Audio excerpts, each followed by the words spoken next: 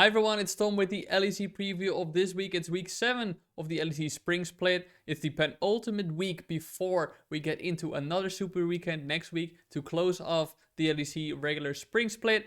And obviously there's a lot of on the line in these matches. All the teams except for 2, Rogue and G2, are still fighting to get a chance at appearing in the playoffs. And while it may look more difficult for some than others, this LEC Spring Split has already given us some surprises. So let's go into the matches that are going to be played upcoming weekend and do some predictions as to who I think will win and why.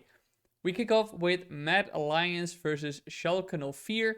And I think it's pretty safe to say that Schalke 04 have been in a horrible state. Heading into the weekend, they are on a 6-game loss streak already. Haven't won anything in 3 weeks. This after obviously a 4-0 run in week 2 and week 3.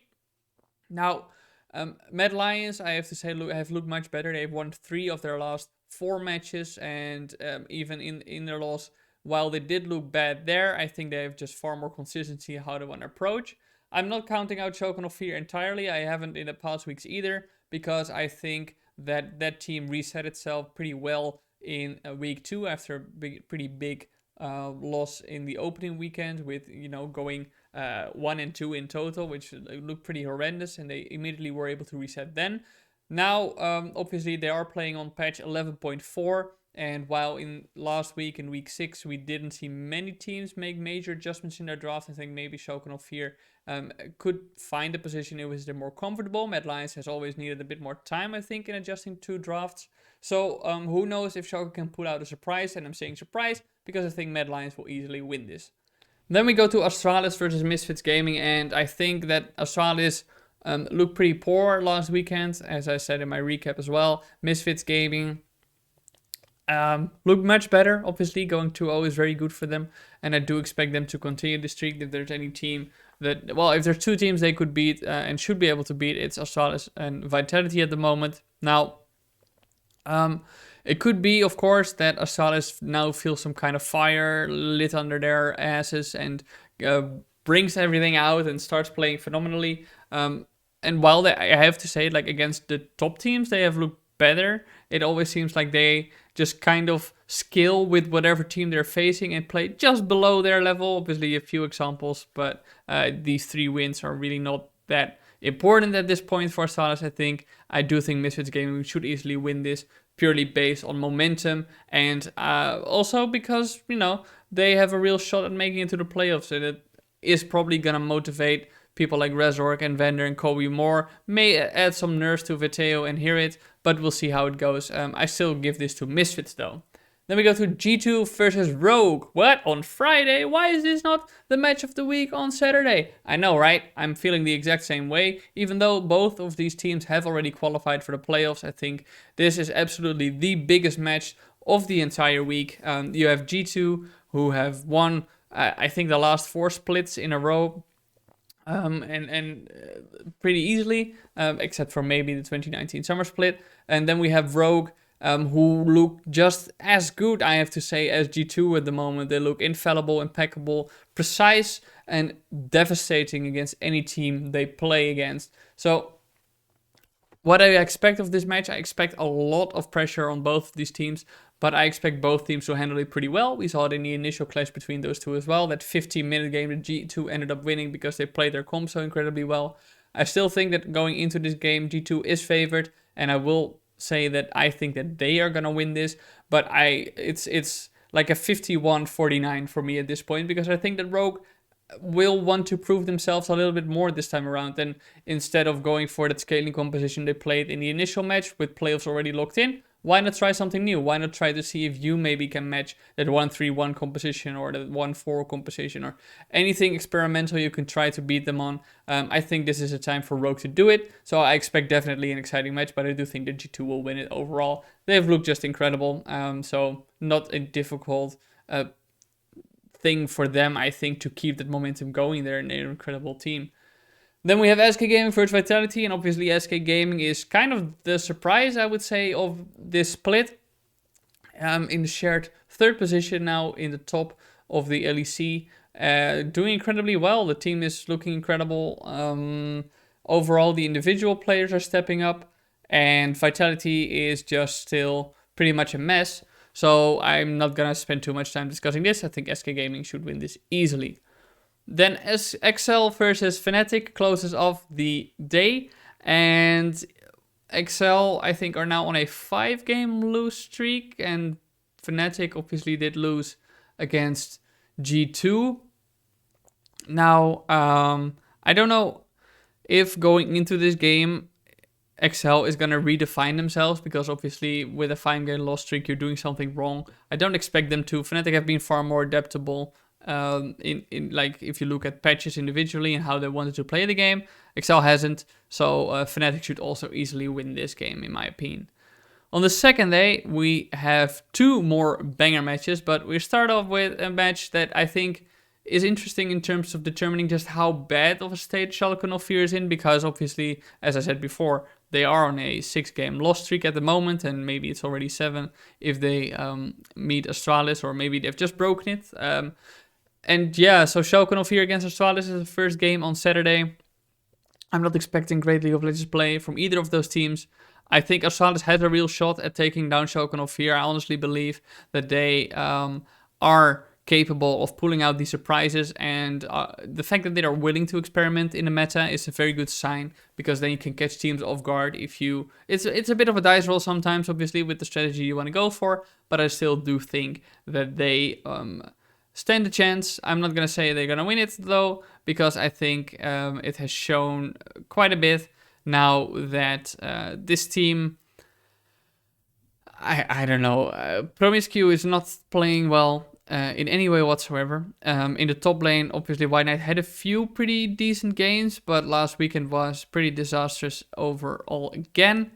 And Schalke 04, even though they haven't been playing super well, I think that individually they should still be better. When it comes to team though, Astralis is I think better and more decisive than Schalke 04 is, but you saw versus Fnatic as well how poor Astralis' decision can be when they went for the Baron, and Fnatic stole it and just backdoored them off the back of that. So no, I don't think this is going to be a super exciting match in terms of gameplay, but I do think it will be a very interesting match to watch, to see just, okay, what is the state of these two teams at the moment. Then Vitality versus Excel. Man, when I kicked off this day and I said, oh, there's going to be so many banger matches, I didn't realize we'd start off with 2 pretty poor ones.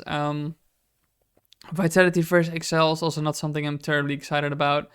Vitality is obviously a team that has not played well so far. Excel has been on a downward slope after, I think it was like week 2, you could already see them dropping off, right? So yeah, what do you say about Team Vitality? It's okay sometimes, but never great.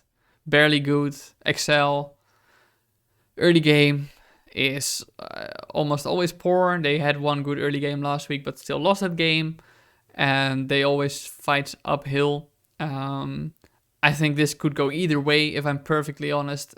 I think if I look at like potential, then I'd probably say Vitality, but it all depends whether the jungle mid duo of Skeens and Melidja is gonna come alive, because I think that that has been a very important problem with the team so far. Whereas for Excel, if they have to play through Patrick again and Vitality is able to shut that down a bit, then this team is gonna fall apart. Even though we saw Cries on a few carry plays, I think still then yeah. I think it's still going to go to Vitality either way. I expect not too much. I probably spent too much time talking about the match I'm not very excited about, and that's not going to matter a whole lot in the end.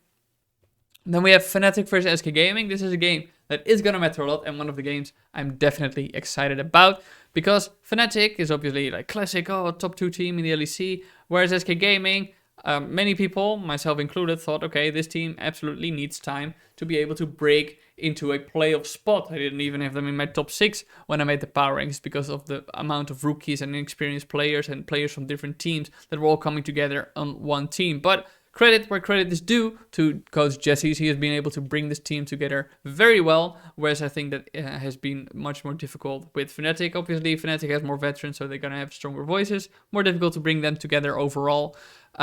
But yeah, I think this is going to be a super exciting match because SK Gaming has that momentum. They are literally in the top 4, which is incredible for them to be this far already. So when I look at this game, I expect a lot to happen in the bot lane because Treats is like a top 3 support player at the moment in the LEC. And we have Fnatic's bot lane. So obviously Upset and Hellsing have been playing consistent almost the entire split so far. I think they have been the consistent factor for Fnatic, and the team has been very reliant on whether or not Bwipo has a good lane in order to convert that bot lane advantage into more together with Bwipo. So if I look at this game, I think everything is going to come down to the bot lane. I think that both teams should be focusing on getting that ahead, because if you get if SK Gaming gets Treats to roam and be ahead and make great plays, then it's pretty much over for Fnatic. But if Fnatic can find that support for their bot lane through Selfmade, who probably should help out a bit more, then I think that Fnatic could make some trouble for SK Gaming. So overall, if I look at the game, I think actually SK Gaming is gonna win this. I do think that they just have this underdog position, which allows them to play more freely, whereas Fnatic has this constant urge to prove themselves, which is maybe gonna make them a bit more stiff heading into this game, especially because there's so many eyes on them here. So I think SK Gaming is gonna win this. Then we have Misfits versus G2. Not a match I'm terribly excited about, even though Misfits had that momentum obviously going off last week, where they went 2-0, I'll say it once again as a reminder, and G2 is just G2. I think G2 is easily gonna win this against Misfits, and not much else to be said about this. And then we close off with Rogue versus Mad Lions. This is the match of the week, and obviously the schedule is made in advance, although I will say after you see G2 and Rogue play in the first time they meet, which was in week 4, why not readjust the schedule and make that the match of the week? Because Rogue versus Mad Lions obviously had that rivalry from the summer split, where they both were at the top of the regular split standings for a while, and it looked like Mad Lions for a long time was going to win it, and then Rogue took over and they qualified for Worlds, and that was all super exciting. And then they met in the summer playoffs, and Rogue absolutely stomped Mad Lions, and I think that's going to happen once again now.